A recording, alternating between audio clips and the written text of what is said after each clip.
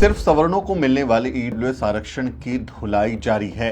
बहुजन वकीलों ने supreme court में सुनवाई के दूसरे दिन भी सुदामा कोटा की बखिया उधेड़ कर रख दी। तथ्य ऐसे कि रामायण से लेकर वेदों से लेकर डेटा और पुराने जजमेंट का हवाला दिया गया।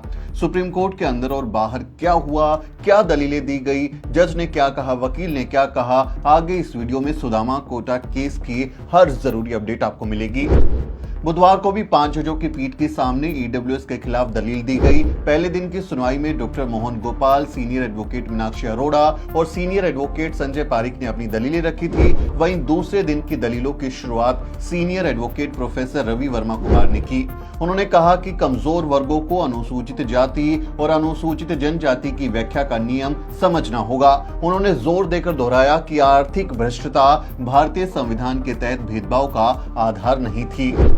प्रोफेसर रवि वर्मा कुमार ने मद्रास राज्य बनाम चंपकम दोराईराजन का जिक्र किया। प्रोफेसर कुमार ने भारत में आरक्षण का इतिहास बताया और मद्रास राज्य बनाम चंपकम दोराईराजन के ऐतिहासिक निर्णय के माध्यम से अपने तर्कों की शुरुआत की। उन्होंने कहा कि पहली आरक्षण नीति की कल्पना 1872 में मैसूर में की गई थी और चंपकम दोराईराजन केस में मैसूर की आरक्षण नीति को चुनौती दी गई थी और मद्रास हाईकोर्ट ने इसे रद्द कर दिया था।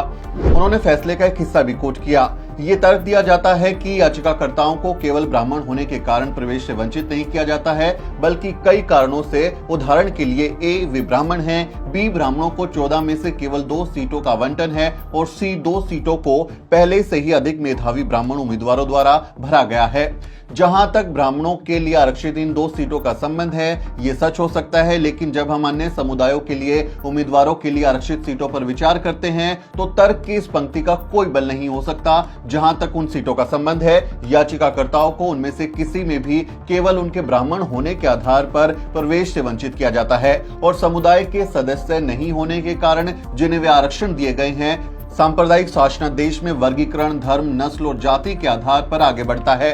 हमारे विचार में सांप्रदायिक शासनादेश में किया गया वर्गीकरण संविधान के विपरीत है और अनुच्छेद 29(2) के तहत नागरिक को गारंटीड मौलिक अधिकारों का स्पष्ट उल्लंघन है। प्रोफेसर कुमार ने कहा कि चंपकम दोराईराजन का यह अनुपात समय की कसौटी पर खरा उतरा था और इंदिरा सानी बनाम भारत संघ, एमआर बालाजी बनाम मैसूर राज्य और अशोक कुमार ठाकुर बनाम भारत संघ जैसे कई अन्य निर्णयों में अपनाया गया था। उन्होंने कहा कि यह दिखाने के लिए एक प्रस्तावना थी कि कैसे एक असंवैधानिक अभ्यास को 103वें संविधान संशोधन को लागू करके अधिकार का रंग दिया गया था। भारतीय संविधान के तहत प्रदान किए गए समानता के अधिकार पर विस्तार से बताते हुए प्रोफेसर कुमार ने कहा कि अनुच्छेद 14 के 2 अंग थे, समान अवसर का सिद्धांत और कानूनों का समान संरक्षण। उन्होंने कहा कि यह औपचारिक समानता के विरोध में नागरिकों को वास्तविक समानता की गारंटी देता है। प्रोफेसर कुमार ने इसकी व्याख्या करते हुए कहा, पहला अंग समान अवसर सुनिश्चित करने के लिए और दूसरा यह कि सुनिश्चित करता है कि देश एक जाति विहीन और वर्ग विहीन समतावादी समाज के रूप में उभरे। ये सिद्धांत विभिन्न क्षेत्रों में काम करते हैं। समान अवसर का सिद्धांत, जिसे सभी को उपलब्ध कराया जाना चाहिए, संविधान में कई प्रावधानों द्वारा प्रबल किया गया है। एक उदाहरण अनुच्छेद 15(1) है। यह कुछ आधारों धर्म, जाति और लिंग, नस्ल या जन्म स्थान पर भेदभाव को रोकता है। उन्होंने इस बात पर प्रकाश डाला कि समानता का प्रावधान होने के बावजूद भारत के संविधान ने अभी भी भेदभाव को प्रतिबंधित किया है, क्योंकि संविधान निर्माताओं ने पाया कि भारतीय समाज असमान है और धर्म, लिंग और जाति के आधार पर विभाजित है। इस संदर्भ में उन्होंने भारतीय संविधान के अनुच्छेद 15(2) और अनुच्छेद 29 का हवाला दिया। प्रोफेसर कुमार ने तब विस्तार से बताया कि कैसे अनुच्छेद 16(1) और 16(2) दोनों ने समान अवसर के सिद्धांत को सार्वजनिक रोजगार प्रदान करके आगे बढ़ाया, जिसे उस समय पिछड़े वर्गों को सशक्तिकरण का साधन माना जाता था। भारतीय संविधान के अनुच्छेद 17 के तहत अस्पृश्यता के निषेध पर उन्होंने कहा, यानी जो अनटचेबिलिटी का आर्टिकल है, आर्टिकल 17, उस पर उन्होंने कहा, पिछड़ा वर्ग आयोग के अध्यक्ष के रूप में मेरा व्यक्तिगत अनुभव भी रहा है। कर्नाटक में 29,000 गांव हैं, लेकिन एक भी गांव में अनुसूचित जाति का कोई निवासी नहीं है। सभी एससी को बाहर रखा गया है। हमने भारत में कभी भी रंग भेद नहीं लड़ा। यह रंग भेद और कुछ नहीं है। मुझे रंग भेद का अध्ययन करने का अवसर मिला है। इसका मतलब केवल अलग रहना है। हमें सभी दलितों और एससी को बाहर रखा है।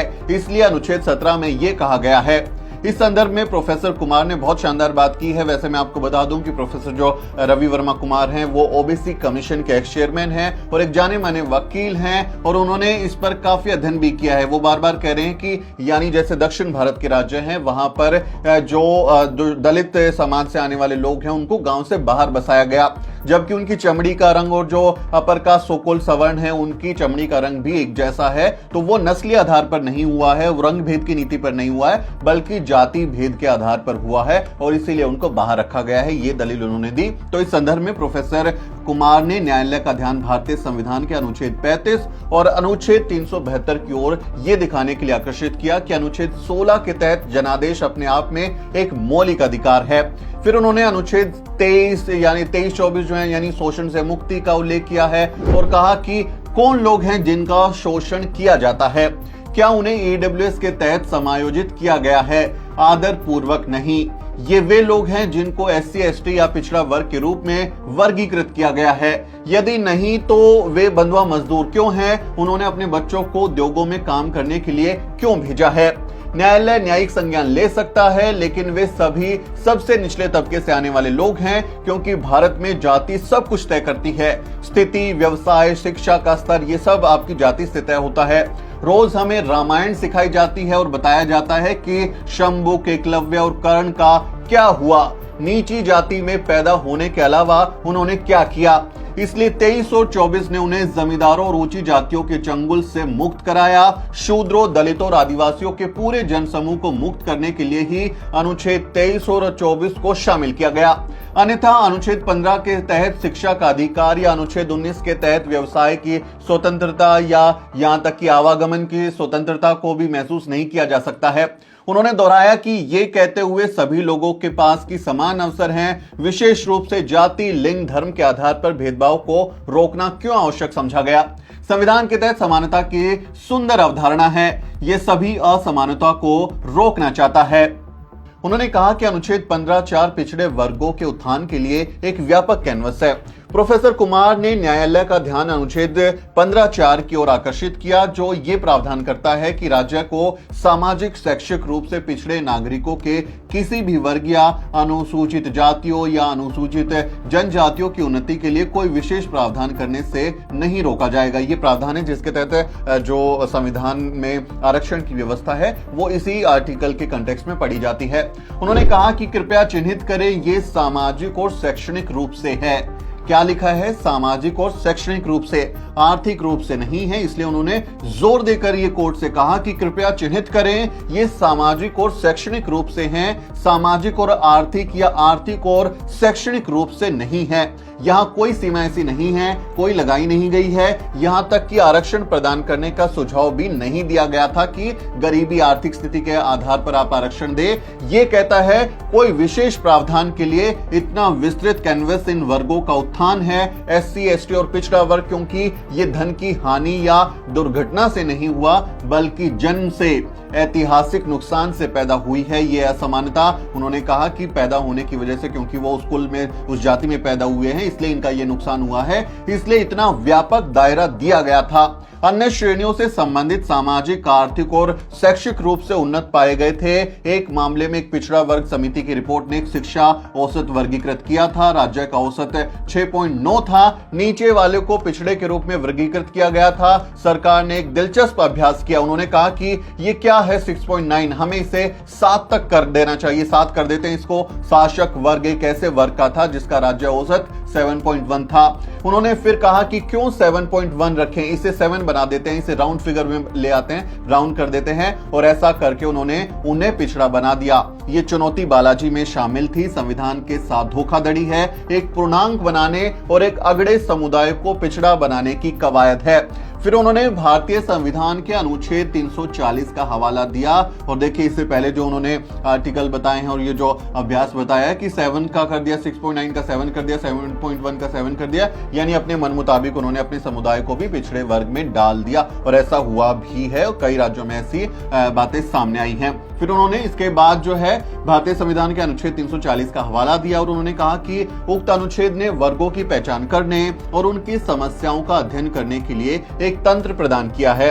अनुच्छेद 340 के तहत उन्होंने कहा, पहला आयोग 1953 में अध्यक्ष आचार्य काका कालेलकर के अधीन नियुक्त किया गया था, जिन्होंने 1955 में एक रिपोर्ट भेजी थी। उन्होंने काका कालेलकर जो रिपोर्ट है उसका जिक्र किया, जिस पर बालाजी केस का निर्णय लिया गया था और यह माना गया था कि जाति सामाजिक शैक्षिक रूप से पिछड़े वर्ग रूप से पहचान के लिए एकमात्र मानदंड नहीं हो सकती। या उन्होंने कहा कि पिछड़े वर्गों के रूप में वर्गीकरण का मानदंड महत्वपूर्ण है। जाति एक सामाजिक और एक श्रेणीबद्ध अर्थ है। जब हम कहते हैं कि अमुक जाति इस जाति से संबंधित है, तो इसका मतलब यह हो सकता है विशेष रूप से ग्रामीण क्षेत्र में उसकी सामाजिक स्थिति या व्यवसाय क्या है।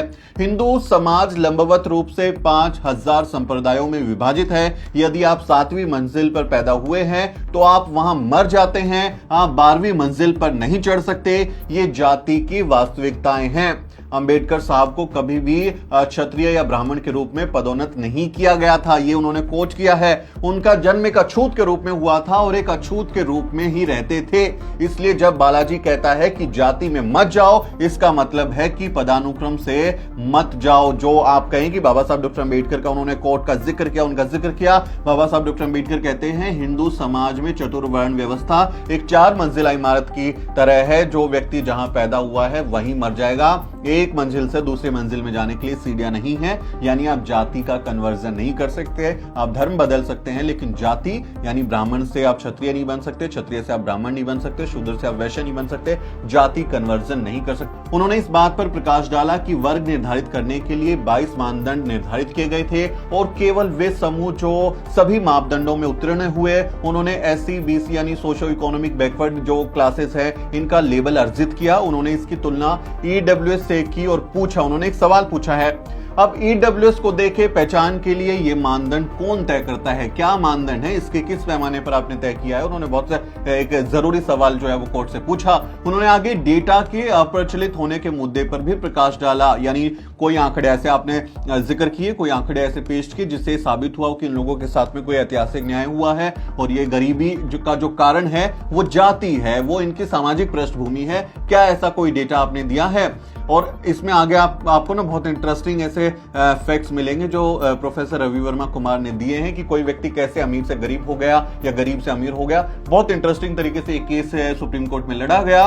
उन्होंने आगे कहा, ये जो डेटा है कि अप्रचलित होने के मुद्दे पर उन्होंने प्रकाश डाला और कहा कि भाई इस अदालत में सबसे बड़ी बहस इस पहचान पर है कि ईडब्ल्यूएस की पहचान क्या है। आप उस पहचान तक कैसे पहुंचते हैं, क्या जरिया है आपका वहां तक पहुंचने का, आपको डेटा मिलता है, किस तरह का डेटा है, आप कैसे एकत्रित करते हैं, कैसे आपका डेटा कलेक्शन होता है, कौन इसको कलेक्ट करता है, ये महत्वपूर्ण कारक हैं। हर बार आरक्षण को चुनौती दी जाती है। पहला तर्क है कि यह अप्रचलित डेटा पर आधारित है, यानी जो इसके आंकड़े जिसके आधार पर मिला वो गलत है। बार बार ओबीसी के आरक्षण को इस तरह से चैलेंज किया जाता रहा है। क्यों? पहली बार जनगणना 1872 में हुई थी और ये एक व्यापक जनगणना ऑपरेशन था। हर पहलू, सदस्यता, परिवार, व्यवसाय, संपत्ति, जोत और अधिक महत्वपूर्ण बात धर्म, जाति, वर्ण, भाषा की सदस्यता, सभी डेटा कलेक्ट किए गए थे, ये सब एकत्रित किए गए थे। 1872 यह तय किया गया था, 1881 यह तय किया गया था और 1911 तक उन्होंने इसे पूरा किया था। वो जातिवाद जनगणना की बात कर रहे हैं। आज भी शोधकर्ता वे इस पर वापस आते हैं। 1951 में उन्होंने संविधान बनाने के बाद पहला निर्णय लिया कि जनगणना से जाति का कॉलम हटा दिया जाए। इसलिए हम नहीं जानते कि कितने ब्राह्मण या कितनी जो निचली जातियां हैं वो कितनी है, कितने ब्राह्मण हैं, ये कोई नहीं जानता। डेटा ही नहीं दिया। एससी/एसटी का कलेक्शन होता है लेकिन ओबीसी का, सवर्णों का नहीं होता। 2011 में बड़ी अनिच्छा के साथ भारत सरकार ने जाति की गणना कराई, लेकिन जब तक जनगणना हुई आप पिछड़ेपन का निर्धारण कैसे कर सकते हैं जब तक कि आप उनकी आबादी को नहीं जानते।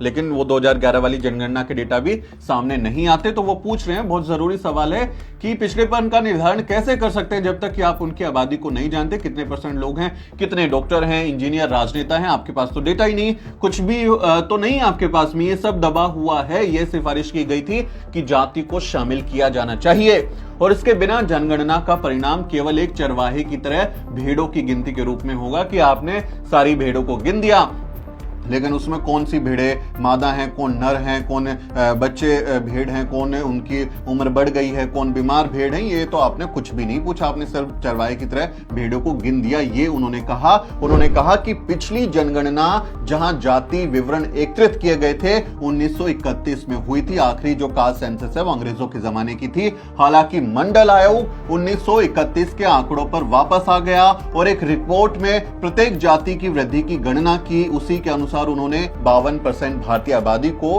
SEBC के रूप में वर्गीकृत किया।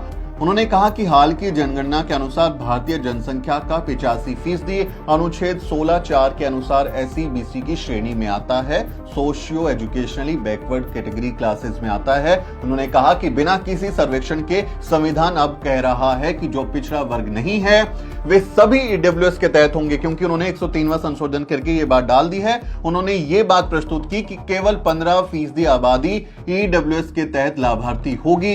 इनमें से लगभग 30% जो हैं जो वो कवर ही नहीं होते हैं, आर्थिक रूप से कमजोर होंगे, इसलिए देश की 5% आबादी लक्षित आबादी होगी। हमले का मेरा आधार यह है कि विशेषाधिकार प्राप्त वर्ग की एक छोटी आबादी को 10% कोटा देना है। यानी आप देखिए कि जो 15% कुल आबादी है उसमें से भी वो 10%, मतलब ज्यादातर अमीर आप देखेंगे उन्हीं को पाएंगे। जो उनके लोग गरीब होंगे वो महज 5% होंगे और उनको 5% डबल कोटा 10% दे दिया गया है, जो EWS की कैटेगरी के तहत आरक्षण ले सकते हैं। उन्होंने कहा कि ये जो है एक आधार है कि विशेषाधिकार प्राप्त वर्ग की एक छोटी आबादी को 10% का कोटा आपको देना है। इसकी नींव क्या है? ये स्पष्ट रूप से मनमाना और ऐसा विशेषाधिकार देने के लिए संविधान से धोखाधड़ी है। उन्होंने इसको धोखाधड़ी करार दिया। हमले का दूसरा आधार यह है कि आप न केवल 10% देते हैं बल्कि आराम से जनसंख्या का 10% ले लेते हैं। बहुत जरूरी बात उन्होंने कही है।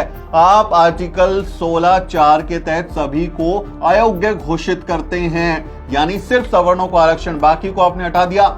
हमारे पास एक मौलिक अधिकार है जो हमें 50% पदों और पेशेवर कॉलेजों के लिए आवेदन करने के लिए उपलब्ध था और वो अब सिकुड़ गया है। आपने तो हमारे हिस्से का हक खा लिया ना, 10%। आपने हमारे हिस्से का 10% खा लिया, ये अब सिकुड़ गया है, हम अयोग्य घोषित कर दिए गए हैं। ये संविधान का अपमान है, संविधान का अपमान है। कहा जाए कि कोई अयोग्य है, इस बात को अगर आप बोलते हैं तो ये अपमान माना जाएगा। ये समझ में आता है अगर ये कहा जाता है कि आपको 15(3) आर्टिकल 15(3) का जिक्र कर रहे हैं के तहत मेडिकल कॉलेजों में सीट मिली है तो आप बाहर हैं, लेकिन नहीं, ऐसा इसलिए है क्योंकि आपकी जाति अनुसूचित जाति के रूप में गिनी जाती है, इसलिए आपको हटा दिया जाता है। मतलब इसमें और किसी जाति को व्यक्ति को EWS का सर्टिफिकेट नहीं मिलेगा। क्या ये जाति के आधार पर भेदभाव नहीं है? प्रोफेसर वर्मा पूछ रहे हैं। समानता संहिता का पालन करती है, जो हमारे आर्टिकल हैं संविधान के, वो समानता का है कि हर कानून, हर जो बिल होगा वो सबके लिए बराबर होगा। तो यहां तो ये सीधा सीधा उल्लंघन है। यदि जाति विहीन समाज वह कानून है जिसकी संविधान ने कल्पना की है तो उसे मान्यता दी जानी चाहिए। मैं इस जाति की कड़ी निंदा करता हूं। प्रोफेसर कुमार ने तब 103वें संशोधन के उद्देश्यों और कारणों के विवरण का हवाला दिया और कहा कि उसके अनुसार अनुच्छेद 46 के तहत राज्य के दायित्वों को पूरा करने के लिए संशोधन पेश किया गया था। उन्होंने कहा कि बड़े सम्मान के साथ अनुच्छेद 46 संविधान को नष्ट करने का लाइसेंस नहीं देता है। ये संविधान में वर्णित सिद्धांतों का पालन करने, समान अवसर के सिद्धांत का सम्मान करने, संविधान के तहत पुलों का निर्माण करने का अधिकार है कि आप इनमें जो खाई आ गई है उनके बीच को पाटे या पुल बना के एक मुख्य धारा तक लेकर आए। यह अनुचित और असंवैधानिक है। मैं इसका अनुच्छेद 15(1) के तहत भेदभाव के खिलाफ निषेध के आधार पर उल्लेख करता हूं। वो आर्टिकल 15(1) का जिक्र कर रहे हैं। निषेध आधार धर्म, जाति, लिंग, धर्म, स्थान, हर प्रकार के जो ये ग्राउंड है, हर आधार के संबंध में संविधान ने एक पुल प्रदान किया है कि इसमें कोई भेदभाव नहीं होगा, सब लोग एक दूसरे का सम्मान करेंगे, समानता होगी। आर्थिक भ्रष्टता का उल्लेख कहीं नहीं किया गया है कि आर्थिक तौर पर कोई व्यक्ति गरीब है तो उसके आधार पर उसको आप आरक्षण दे दे। संविधान में तो इसका जिक्र नहीं, आप मन मुताबिक संविधान की मूल भावना से छेड़छाड़ कर रहे हैं। यह भेदभाव का आधार नहीं है कि कोई गरीब है। यह आर्थिक मानदंड को 15(1) में रखने और फिर 15(6) के माध्यम से एक पुल की शुरुआत करने की अनुमति नहीं है। This is really wrong. उन्होंने ये बात बात कोर्ट में कह दी है। इस पर जो जस्टिस भट्ट हैं, 5 जजों की संवैधानिक पीठ है, जस्टिस भट्ट ने इस पर टिप्पणी की। उन्होंने पूछा कि आप जो कह रहे हैं कि वो ये है कि सरकार ऐसी नीतियां बनाती है जिनके आर्थिक आधार पर तय किया गया है, प्राप्तकर्ता कौन हो सकता है, केवल कुछ आय स्तर वाले लोग हो सकते हैं, उस वर्गीकरण को अदालत द्वारा मान्यता प्राप्त है। वाणिज्यिक क्षेत्र में आइए, आपके पास एक निश्चित कारोबार से अधिक नहीं हो सकता, आर्थिक मानदंड वर्गीकरण का आधार है। अनुच्छेद 15 में इसकी गैर गणना का अर्थ है कि यह स्वीकार्य है। प्रोफेसर कुमार ने इस प्रावधान को गलत बता दिया। उन्होंने जो जस्टिस भट्ट ने जो कोट किया था उसको गलत बताया और कहा कि नहीं, आप गलत बात बोल रहे हैं, जो भी स्वीकार्य है उसके लिए प्रदान किया गया था। यदि ईडब्ल्यूएस दिया जाना था तो एक गरीब आदमी को क्या दिया जा सकता है?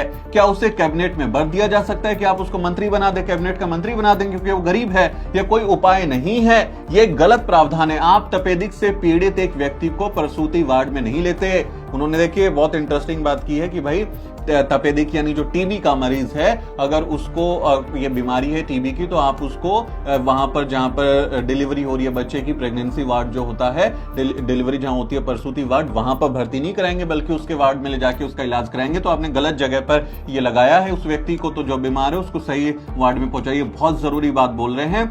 यदि किसी गरीब व्यक्ति को कोई समस्या है तो उसे पैसे या छात्रवृत्ति दे। आरक्षण कोई गरीबी उन्मूलन कार्यक्रम है क्या कि आप उनको अमीर बनाने के लिए ही कर रहे हैं? ये कोई गरीबी उन्मूलन कार्यक्रम नहीं है बल्कि भागीदारी की गारंटी है। इसलिए प्रोफेसर रवि वर्मा कुमार कह रहे हैं कि यदि किसी व्यक्ति को, वो गरीब है, उसकी कोई आर्थिक स्थिति खराब है, तो उसे पैसे दे दीजिए। आप कुछ सरकार की तरफ से अनुदान राशि दे दीजिए, छात्रवृत्ति दे दीजिए पढ़ने के लिए। उनके लिए छात्रावास खोलिए, गरीब बच्चों को वहां पर हॉस्टल मिले जिन्हें ऐतिहासिक रूप से उनकी जाति के कारण शैक्षणिक संस्थानों से बाहर रखा गया है। यह भी आप उनके साथ करेंगे। जो हिस्टोरिकली मार्जिनलाइज सेक्शन है, उन्हें शिक्षा दें, उनके लिए मेहनत कीजिए, उनके लिए कुछ प्रावधान कीजिए। लेकिन ये उन लोगों के लिए नहीं है जिन्हें इस तरह के कारकों का सामना करना पड़ा, यानी वो मजे से रहे, उनके साथ में ऐतिहासिक तरीके से तो कोई भेदभाव हुआ नहीं। पुल का निर्माण केवल एक समान खेल मैदान पर लाने के लिए, अंतर को भरने के लिए है। इस अंतर को पैदा करने वाली असमानता को खत्म करने के लिए, उन परिसरों को बनाने वाले नुकसान को दूर करने के लिए हो सकता है। आर्थिक रूप से कमजोर होना कोई कारक नहीं है। उन्होंने बहुत जबरदस्त दलील दी है कि इक्वल प्लेइंग फील्ड की आप बात करते हैं, लेकिन वो इस आधार पर नहीं होगा कि कोई गरीब है तो आपने उसको आरक्षण दे दिया। ये संविधान की मूल भावना के खिलाफ है। उन्होंने इस बात पर भी प्रकाश डाला कि बयान किसी भी अनुभवजन्य डेटा द्वारा समर्थित नहीं था, यानी जो डेटा है वो आप कोई एक्सपीरियंस बेस्ड उस तरह से नहीं था, कोई रिसर्च बेस्ड नहीं था। आपने मन मुताबिक कुछ भी बोल दिया और न्यायिक उपचार से भी वंचित था, जो एक मौलिक अधिकार था। उन्होंने कहा कि बिना कोई मानदंड निर्धारित के किसी को भी आर्थिक रूप से कमजोर घोषित किया जा सकता है और आरक्षण का लाभ दिया जा सकता है और इसे अदालत में चुनौती नहीं दी जा सकती। कमाल हो गया। उन्होंने कहा कमजोर वर्ग एससी और एसटी की व्याख्या का नियम है, यानी जो संविधान में वीकर सेक्शन कमजोर वर्ग बोला गया है वो एससी और एसटी की व्याख्या का नियम है। अनुच्छेद 46 के तहत अपनी प्रस्तुति पर विस्तार से बताते हुए प्रोफेसर कुमार ने कहा कि एससी एसटी और कमजोर वर्गों को एक साथ पढ़ा जाना चाहिए। SC ST OBC weaker section जो है और कमजोर वर्ग वे थे जो एससी और एसटी के भीतर जगह ढूंढ सकते थे, न कि ऐसे वर्ग जो एससी और एसटी को पूरी तरह से अयोग्य घोषित कर सकते हैं। यानी कुछ ऐसी जातियां, कुछ समूह जो छूट गए हैं लेकिन वो भेदभाव का सामना कर रहे हैं, शैक्षिक तौर पे और सामाजिक तौर पर पिछड़े हैं, तो उनको कई बार एससी लिस्ट में शामिल कर दिया जाता है, एसटी लिस्ट में शामिल कर दिया जाता है, अभी ओबीसी लिस्ट में शामिल कर देते हैं। जैसे प्रधानमंत्री नरेंद्र मोदी ने अपनी जाति को ओबीसी घोषित करवा दिया था और फिर वो ओबीसी का उन्होंने कार्ड खेला, तो ऐसा हुआ है। तो वो इसका जिक्र कर रहे हैं कि वो उसमें अगर ऐसा कुछ था तो वो उसमें मांग कर सकते थे कि हमें एससी एसटी की लिस्ट में शामिल किया जाए, लेकिन उन्होंने तो एससी एसटी को बाहर ही कर दिया, अपने लिए अलग ही मामला बना लिया। हालांकि बेंच ने इस दलील से जो है असहमति जताई, वो संतुष्ट नहीं हुआ। सीजेआई जो यूयू ललित हैं, चीफ जस्टिस ऑफ इंडिया, उन्होंने एक टिप्पणी की कि यदि ओबीसी के लिए एक वर्टिकल आरक्षण है तो उस वर्टिकल कॉलम में एससी और एसटी के लोग अयोग्य घोषित किए जाएंगे। यानी कि मतलब वो कह रहे हैं कि ओबीसी का जो आरक्षण है वो तो उसका तो फायदा एससी एसटी के लोग नहीं ले सकते। जस्टिस भट्ट जो है उन्होंने इसमें फिर से एक बात जोड़ी है, तो एक तत्व बहिष्करण का है, अनुसूचित जाति वर्ग पिछड़े वर्गों के लिए चिन्हित सीटों पर प्रवेश नहीं कर सकता। तो इसका उत्तर यह हो सकता है कि इंदिरा साहनी जैसे फैसलों के कारण पिछड़ा वर्ग पर्यायवाची है। बहिष्करण की अनुमति देने का कारण यह है कि वह एक और संवैधानिक रूप से अनिवार्य वर्ग है। सकारात्मक कार्रवाई में बहिष्करण का एक तत्व होता है, लेकिन यह सुनिश्चित करता है कि लक्षित समूह को वह मिल जाए जो उन्हें चाहिए। सीजेआई ललित ने तब पूछा, चीफ जस्टिस ऑफ इंडिया जो यूयू ललित हैं, उन्होंने ही SC/ST एक्ट को कमजोर करने का फैसला सुनाया था। वो इस बेंच को लीड कर रहे हैं, CJI हैं। उन्होंने पूछा तो SC BC यानी जो सोशियो और एजुकेशनली बैकवर्ड क्लासेस हैं, इनके अलावा अन्य समुदाय, क्या वे कमजोर वर्गों की व्यापक परिभाषा में आ सकते हैं? वो पूछ रहे हैं, वो प्रोफेसर कुमार से पूछ रहे हैं कि अगर ये यही आपकी परिभाषा है तो क्या जो अन्य वर्ग हैं क्या वो भी इसमें आ सकते हैं? वो उन्होंने पूछा और प्रोफेसर कुमार ने इसका सकारात्मक उत्तर दिया। उन्होंने कहा कि अनुच्छेद 46 में ही कहा गया है कि राज्य कमजोर वर्गों, विशेष रूप से अनुसूचित जातियों, अनुसूचित जनजातियों के हितों में विशेष देखभाल को बढ़ावा देगा। यह आर्टिकल 46 का उन्होंने जिक्र किया कि हाँ बिल्कुल आ सकते हैं, लेकिन ये अनुसूचित जाति जनजाति के लोगों के लिए ही आप प्रावधान कर सकते हैं। यानी जब कोई किसी को आप SC/ST जो लिस्ट है उसमें शामिल कर लेंगे तो ऐसे प्रावधान कर सकते हैं, लेकिन ऐसे नहीं कर सकते कि सुदामा कोटा उनको दे दें, गरीब ब्राह्मण था उसके पास कुछ नहीं था और आप उसको दे दें। तो ये उन्होंने एक तर्क दिया है। उन्होंने साफ साफ कहा कि आर्थिक रूप से कमजोर लोग वर्ग नहीं बनाते हैं, जो गरीब लोग हैं वो वर्ग कैटेगरी क्लास की श्रेणी में नहीं आते हैं। गरीबी के बहुत सारे कारण हो सकते हैं, हिस्टोरिकली इन लोगों के साथ इनजस्टिस हुआ, इसलिए ये एक समुदाय, एक वर्ग है, तो आप इस आधार पर नहीं कर सकते। उन्होंने इसका जवाब दिया। उन्होंने कहा कि जाति को हमेशा एक वर्ग के रूप में मान्यता दी गई है, लेकिन EWS के लिए ऐसा नहीं किया जा सकता, क्योंकि सिर्फ इसलिए कि कुछ लोग आर्थिक रूप से कमजोर हैं इसका मतलब ये नहीं है कि वे एक वर्ग बन जाते हैं। क्या वर्ग है? मतलब कोई अमीर, किसी के पास ज्यादा पैसे हैं, किसी के पास कम है, कोई उससे कम है, कोई उससे ज्यादा है, तो ये कोई वर्ग नहीं है। इस संदर्भ में उन्होंने कहा कि एक वर्ग जैसा कि समझा जाता है समरूप होना चाहिए, संख्यात्मक ताकत होनी चाहिए, धर्म में मूल होना चाहिए, कमजोर वर्गों को SC और ST के समान समझा जाना चाहिए, अनुच्छेद 46 में कहा गया है, और उन्हें सामाजिक अन्याय से बचाइएगा। ये सामाजिक अन्याय क्या है? एक क्षत्रिय, ब्राह्मण या वैश्य पीड़ित हैं, इनमें से किसी भी समूह को कोई सामाजिक अन्याय नहीं हुआ, इतिहास में कभी नहीं हुआ कि इन लोगों के साथ में भेदभाव हुआ है, इनके साथ अन्याय हुआ, इनकी हकमारी हुई है। प्रोफेसर रवि वर्मा कुमार जो है वो पूछ रहे हैं, वे आर्टिकल 40 के तहत नहीं आ सकते, ये लोग नहीं आ सकते, SC/ST के लोग आ सकते हैं 40 में, आप इसमें इन लोगों को शामिल नहीं कर सकते क्योंकि इनके साथ ऐतिहासिक वंचना नहीं हुई है। अनुच्छेद 40 में यह भी कहा गया है कि उन्हें शोषण से बचाएं। इन लोगों का शोषण किसने किया है? प्रोफेसर रवि वर्मा कुमार पूछ रहे हैं कि इनका किसने किया भाई? कैसे बचाएंगे? किनसे बचाएंगे आप इनके शोषण को? उनका शोषण कहां किया गया था? उनका शोषण कब किया गया था? उन्हें कभी भी आर्टिकल 40 के तहत वर्गीकृत नहीं किया जा सकता, संविधान में इसकी व्यवस्था नहीं है। उन्हें 10% आरक्षण तो दिया ही जा सकता है, पिछड़ा वर्ग केवल आर्थिक मानदंडों के आधार पर नहीं हो सकता। यह उस अदालत द्वारा इंदिरा साहनी के फैसले में समान रूप से विचार किया गया है। यही कारण है कि इंदिरा साहनी को खारिज करने के लिए यह एक विधायी निर्णय है।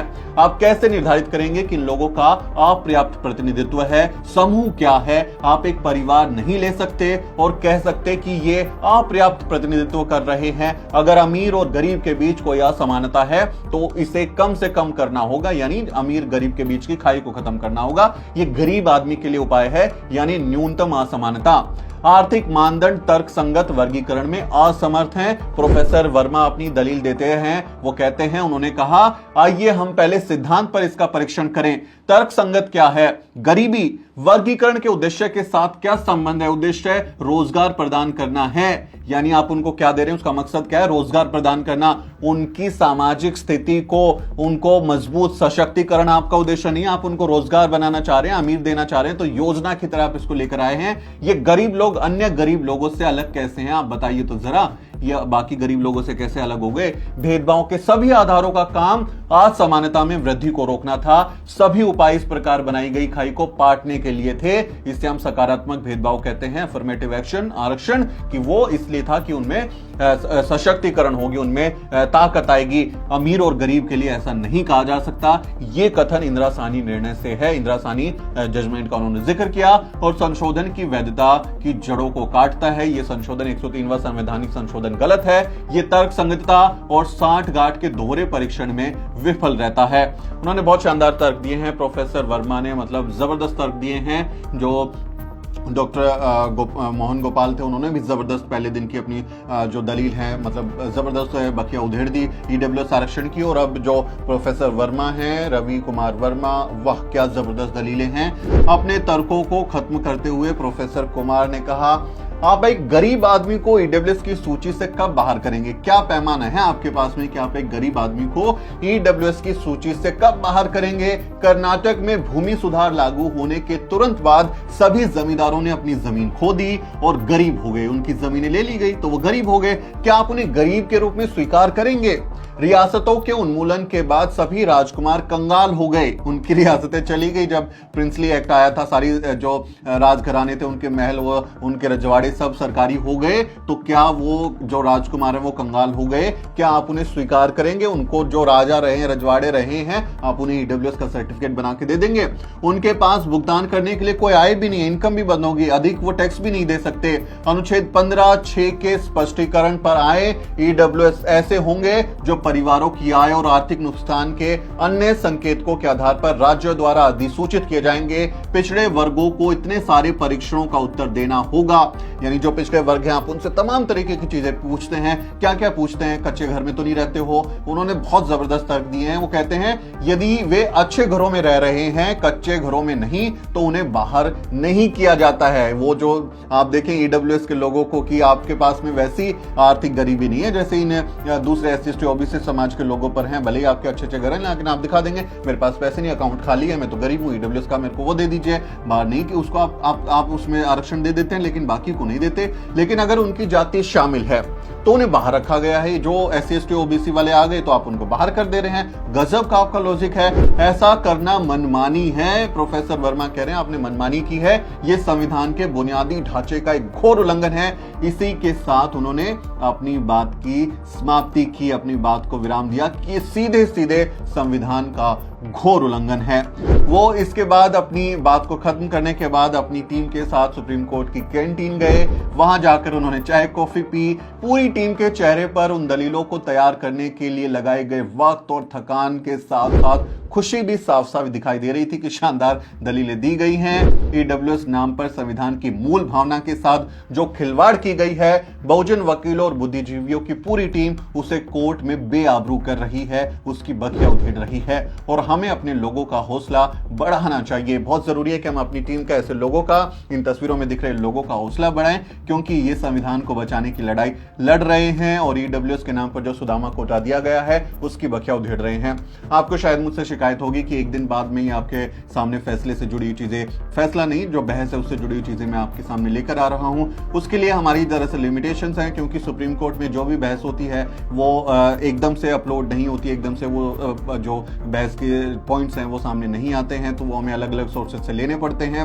और उसके बाद वो सब अंग्रेजी में होता है तो उसे फिर हमें हिंदी में अनुवाद करना पड़ता है और उसमें कानूनी भाषा का भी ख्याल रखना पड़ता है, क्योंकि अगर आप किसी भाषा का गलत इंटरप्रिटेशन कर दें, गलत अर्थ निकाल दें, तो आपके खिलाफ कोर्ट की अवमानना का केस भी हो सकता है, कंटेम्प्ट ऑफ कोर्ट भी बनता है और वो फेक न्यूज भी माना जाएगा। तो उस पर भी हमें ख्याल रखना पड़ता है। इसलिए हम सोच समझ के, समय लेके लगा के आपके लिए खास रिपोर्ट तैयार करते हैं, क्योंकि बहुत जरूरी है। ईडब्ल्यूएस का ऐतिहासिक फैसला है। ईडब्ल्यूएस अगर पारित हो जाता है तो फिर जो इंदिरा साहनी जजमेंट में 50% की कैप है वो हट जाएगी और फिर हमें जो है ओबीसी के लिए 50% से ज्यादा के आरक्षण की मांग करनी होगी। और ये हट जाता है तो फिर हम संविधान के साथ जो मूल भावना है उसको बचा पाएंगे, क्योंकि उसमें इस गरीबी के आधार पर सुदामा कोटा देने की व्याख्या नहीं है। तो ये बहुत जरूरी फैसला, ऐतिहासिक फैसला है, बहुत जरूरी है, इसलिए हम आपके लिए स्पेशल रिपोर्ट्स लाते हैं। आपसे अपील है कि आप अपनी राय दें, इस वीडियो को ज्यादा से ज्यादा लोगों तक शेयर करें, क्योंकि हमारे लोगों को ये पॉइंट्स भी समझ में आना चाहिए कि कोर्ट में क्या चल रहा है। हालांकि कोर्ट में जो 5 जज हैं वो सभी सवर्ण हैं, उसमें जो सीजीआई हैं जस्टिस यूयू ललित, वो उन्होंने एससी के खिलाफ में फैसला दिया था, जिसके बाद देखें आपकी 2 अप्रैल का जबरदस्त आंदोलन हुआ। उसके बाद पारदीवाला जो जज हैं उन्होंने तो गुजरात हाईकोर्ट के जज रहते हुए कह दिया था कि कोई मुझसे पूछे कि देश में सबसे ज्यादा नुकसान किस बात ने किया तो मैं कहूंगा आरक्षण ने किया। उनके खिलाफ महाभियोग भी शुरू हुआ था जो नहीं हो पाया। तो वो ऐसे 2 जज तो सीधे तौर पर ऐसे हैं जो एससी एसटी और आरक्षण के खिलाफ उनका मूड है। ऐसे में क्या फैसला आता है, लेकिन हमारे जो टीम है वो बहुत मेहनत कर रही है, बहुत शानदार दलीलें दे रही हैं। आने वाले दिनों में वहां पर जो भी अपडेट होती है, कुल 5 दिन तय हुए थे, 2 दिन की सुनवाई हो गई है, 3 दिन बचे हैं, उसमें क्या होता है वो भी हम आप तक पहुंचाएंगे, लेकिन कानूनी सम्मत के साथ में जरूरी चीजें आप तक पहुंचाएंगे। इसलिए चैनल को सब्सक्राइब करना ना भूलें और वीडियो को भी अन्य लोगों तक शेयर जरूर करें। मेरा नाम सुमित चौहान है और इस वीडियो स्टोरी में मेरी मदद कर रहे हैं मेरे सहयोगी मोहित और असरा। अगले किसी वीडियो में मुलाकात होगी दोस्तों, तब तक आप देखते रहिए द न्यूज़ वीक।